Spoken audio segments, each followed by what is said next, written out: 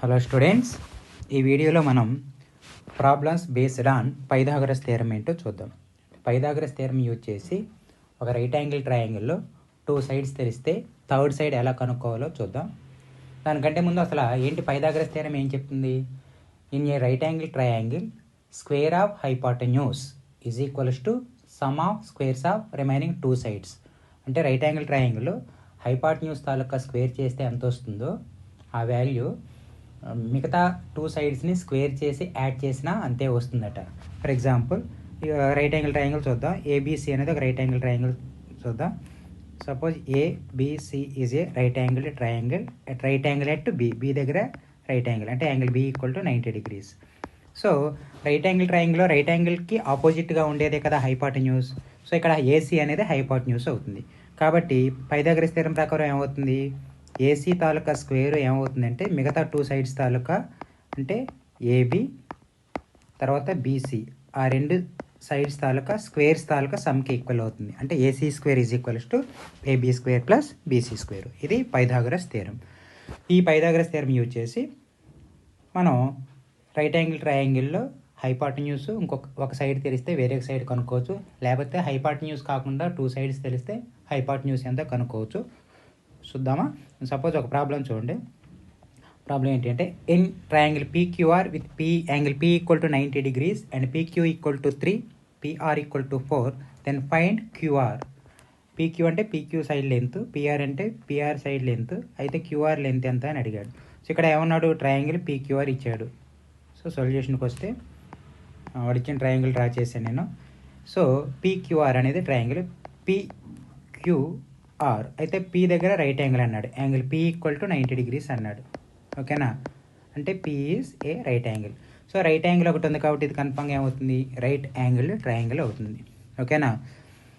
అయితే ఇక్కడ PQ value ఎంత ఇచ్చాడు? పీక్యూ ఈక్వల్స్ టు 3 అని ఇచ్చాడు. PQ is equals to 3.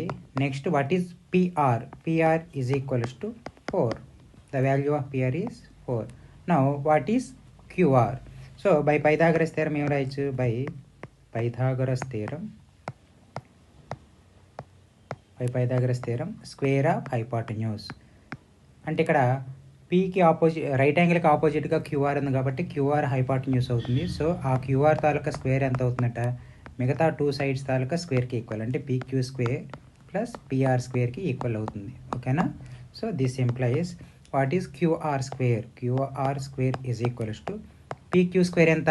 PQ 3 అన్నాడు. 3 square plus PR square. PR square అంటే 4 square. So this implies QR square is equals to 9 plus 16. That is QR square is equals to 9 plus 16 ఎంత? 25. Therefore what is QR? QR is equals to plus or minus root 25. అంతే కదా? Route 25కి square చేసిన 25 వస్తుంది, minus root 25కి square చేసిన 25 వస్తుంది. కాబట్టి ఎప్పుడైనా సరే X square equal to A అంటే ఎక్స్కి 2 పాసిబిలిటీస్ ఉంటాయి, plus or minus root A. Of course A greater than 0 అవ్వాలి. ఓకేనా? Greater than or equal to 0 అవ్వాలి. ఎందుకంటే ఏ నెగిటివ్ అయితే X square equal to negative అయ్యే ఛాన్స్ లేదు రియల్ నెంబర్స్లో. కాబట్టి ఎప్పుడైనా సరే మనం స్క్వేర్ తీసేసినప్పుడు ఆర్హెచ్ఎస్లో పాజిటివ్ నెంబర్ ఉన్నప్పుడు స్క్వేర్ తీసేసినప్పుడు ప్లస్ ఆర్ మైనస్ రూట్ అని రాయాలి. So QR square equal to 25 అయితే QR equal to plus or minus root 25. Therefore QR equals to ఎంత? Plus or minus 5. రూట్ 25 అంటే 5 కదా. అంటే ఇక్కడ మన క్యాలిక్యులేషన్ ప్రకారం క్యూఆర్కి 2 పాసిబిలిటీస్ వచ్చాయి. కానీ ఇక్కడ క్యూఆర్ ఏంటి? పాజిటివ్. క్యూఆర్ సైడ్ కదా, సైడ్ ఎప్పుడు ట్రయాంగిల్కి పాజిటివ్ అవుతుంది. But QR is positive. But QR positive అంటే గ్రేటర్ దాన్ 0. గ్రేటర్ దాన్ 0 అంటే పాజిటివ్ అని దీని అర్థం. ఓకేనా? ఇది గ్రేటర్ దాన్ సింబల్ అనమాట. దేర్ఫర్ క్యూఆర్ ఈక్వల్స్ టు ఎంత తీసుకోవాలి మనం? 5 అని తీసుకోవాలి. అది కాబట్టి రైట్ యాంగిల్ ట్రయాంగిల్లో 2 సైడ్స్ తెలిస్తే థర్డ్ సైడ్ కనుక్కున్నాం. అంటే 4, 3 సైడ్స్గా ఉండే ఒక రైట్ యాంగిల్ ట్రయాంగిల్కి హైపాటెన్యూస్ ఎంత అవుతుందట? 5 అవుతుందట. ఓకేనా? ఈసారి ఏం చేద్దామంటే హైపాటెన్యూస్ లెంత్ ఒక సైడ్ ఇస్తే ఇంకొక సైడ్ ఎలాగా కనుక్కుందాం. ఓకేనా? నెక్స్ట్ ప్రాబ్లంలో ఏమన్నాడు అంటే in a triangle ABC with angle B equal to 90 degrees, AC equal to 10, BC equal to 8, then find AB అన్నాడు. సో ఇక్కడ రైట్ యాంగిల్ ట్రయాంగిల్ డ్రా చేద్దాం. So in this right angle triangle ఏమన్నాడు? Angle B 90 degrees అన్నాడు. So ఇక్కడ B దగ్గర 90, angle B 90 degrees. తర్వాత suppose ఇది A అనుకుందాం, ఇది సి అనుకుందాం. సో బీకి ఆపోజిట్గా ఉండేది ఏసీ హైపాటన్యూస్ అవుతుంది. సో ఏసీ 10 ఇచ్చాడు, బీసీ 8 ఇచ్చాడు. బై పైథాగరస్ థియరం ఏం చెప్పొచ్చు? By Pythagoras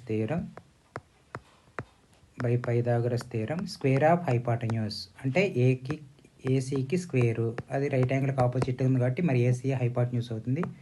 some of squares of remaining 2 sides అంటే AB square plus BC square ఇది అవుతుంది అనమాట. సో ఏసీ ఎంత ఇచ్చాడు ఇక్కడ? దిస్ ఇంప్లైజ్ ఏసీ 10 ఇచ్చాడు. So 10 square equal to AB square. What is AB మనకు కావాలి. So AB square plus BC ఇచ్చాడు. What is BC equal to 8 అన్నాడు, 8 square. So this implies 100, 10 square అంటే 100 కదా, AB whole square that equal to 8 square అంటే ఎంత? 64. ఓకేనా? Therefore implies AB whole square is equals to 100 - 64. 100 - 64 అంటే 36 కదా.